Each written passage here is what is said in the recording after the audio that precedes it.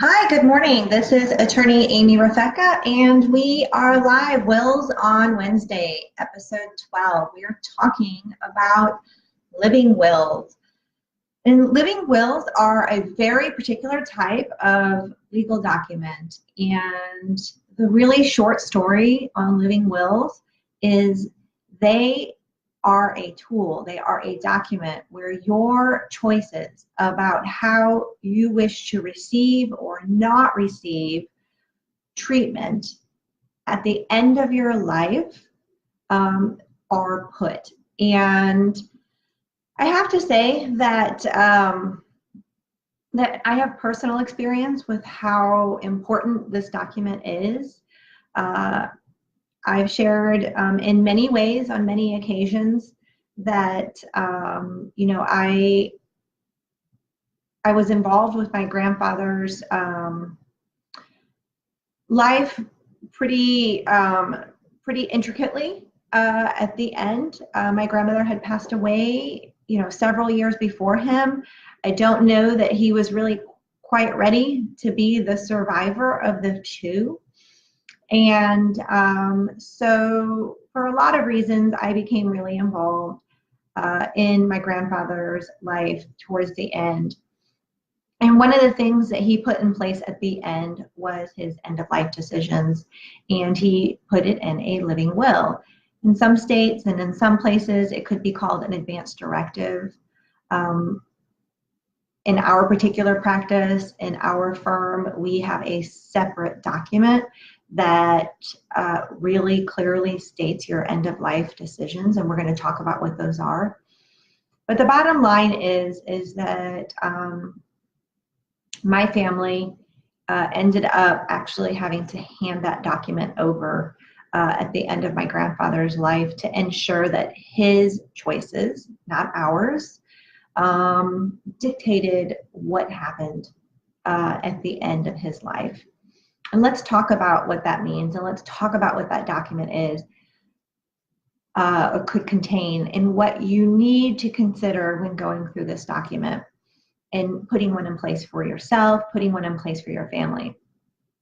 The first thing I just really like to point out is the document needs to really clearly state what is your choice as to certain types of treatments that routinely get administered when you are at the end of your life.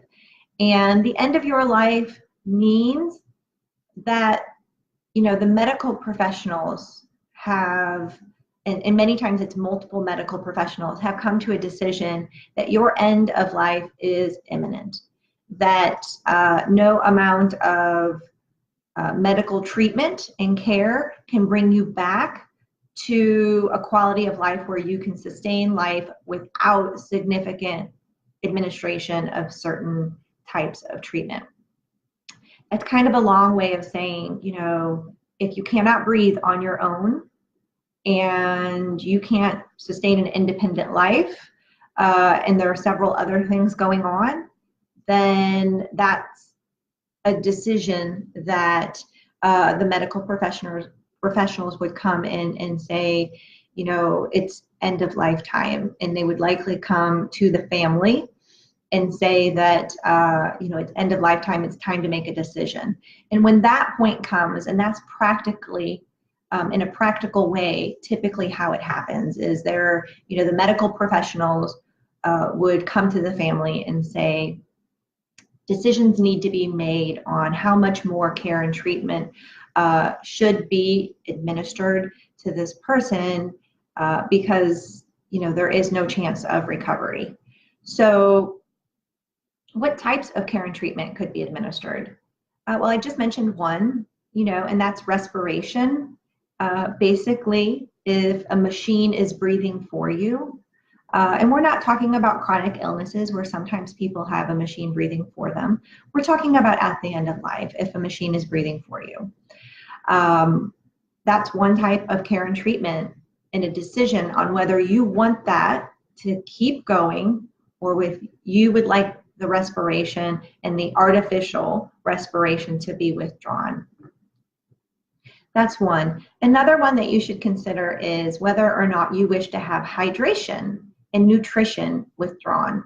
And many times this one will take someone by surprise when I'm talking to them at my conference room table and we're, having a discussion about what they've thought.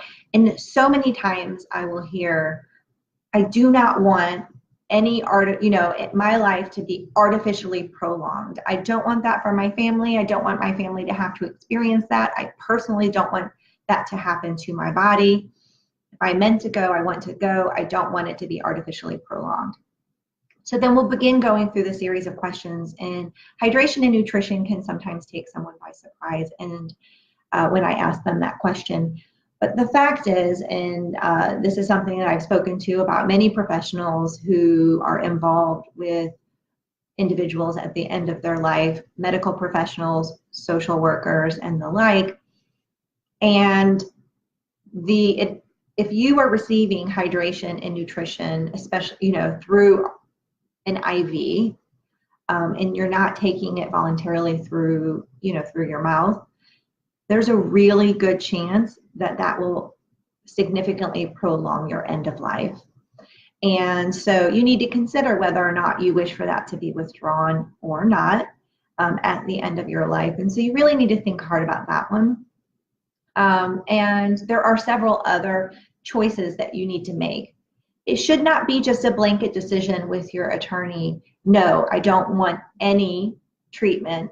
I want all of it to be withdrawn. You really should break down and understand, several significant areas that are routinely administered at the end of life. And they should be talking to you about these individual areas. There's around 6 or 7. And, I just mentioned 2 of them: hydration, nutrition, antibiotics, the administration of respiration,